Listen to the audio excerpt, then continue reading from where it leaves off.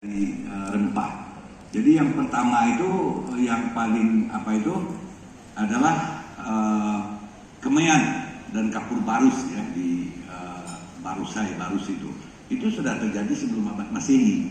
Itulah yang dikatakan kemeyan, kapur barus itu samping wewangian juga untuk pengawet mayat ya, yang kita temukan mumi Firaun yang ada di Mesir itu dari rempah kita ya, banyak. Jadi sudah lama sekali. Nah, kalau kita lihat ya bahwa jalur rempah itu sebenarnya mirip dengan apa yang kita katakan sekarang globalisasi. Jadi globalisasi percampuran dunia, bahasa pekumbuhnya sekarang orang bilang borderless world ya, dunia tanpa batas ya. Itu sudah dimulai sebenarnya waktu jalur rempah itu ya. Rempah itu kalau sekarang yang memicu globalisasi itu adalah teknologi informasi, sebelumnya adalah rempah. Rempah itulah yang menarik orang berpindah ya, berinteraksi, berlalu lalang ya. Rempah juga yang membuat orang mengetahui ada dunia lain. Jadi Columbus itu dia sebenarnya mau mencari rempah ke sini ya. Tapi tersesat ke Amerika, sehingga orang katakan Columbus lah penemu Amerika 1492. Sebenarnya tidak, ya kan?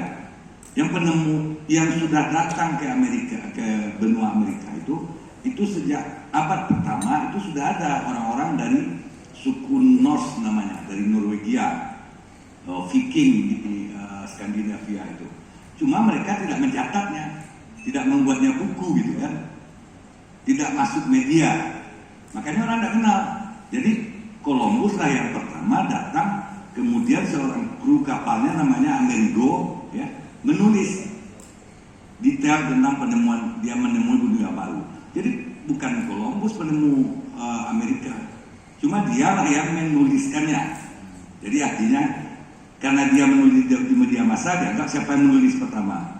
Misalnya saya yang pertama menulis bahwa orang-orang Minangkabau ini yang hidup di Sumatera Barat ini itu berasal dari misalnya India atau dari Cina. Orang akan mengatakan yang pertama menulis bahwa orang Minangkabau berasal dari Indochina ya. Nah, jadi sudah ada proses globalisasi pertama itu dibawa dia dihasilkan oleh rempah ya. Jadi itu proses globalisasi sudah. Cuma perbedaannya waktu itu, kalau sekarang globalisasi kita itu kan sudah menembus ruang dan waktu.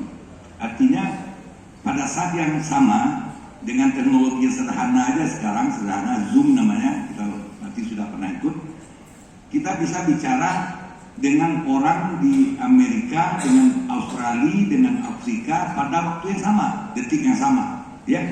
Itu kalau revolusi informasi, teknologi informasi, ya kan? Saya tanggal 31 Desember besok ini, Oktober, diminta bicara Bundok Kanduang Mancanegara. Nah, peranan wanita Minang dalam kemajuan bangsa, Bundok Kanduang. Hostnya di Amerika, moderatornya di Australia. Pembicaranya saya di Padang, satu lagi Dubes Indonesia di Vietnam. Orang Minang juga namanya Denny Abdi. Nah, saya mengatakan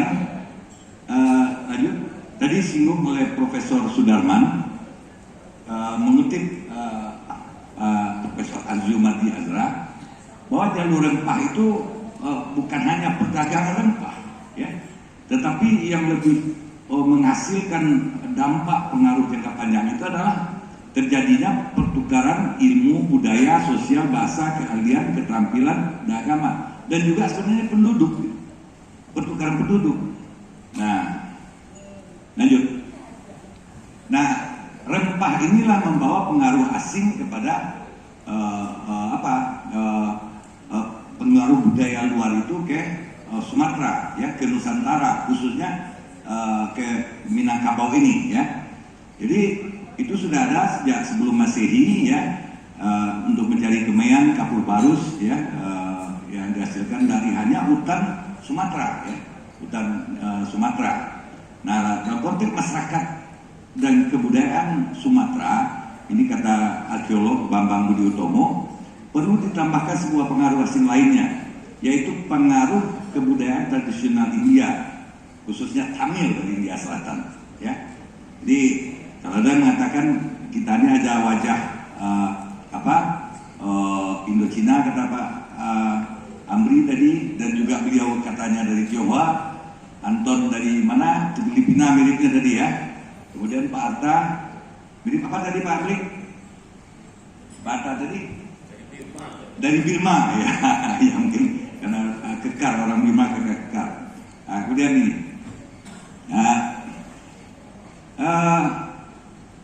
sebelumnya lagi. Nah, tadi katakan ada tambahan India Selatan. Jadi yang menonjol itu ya dari penelitian bukti-bukti arkeologi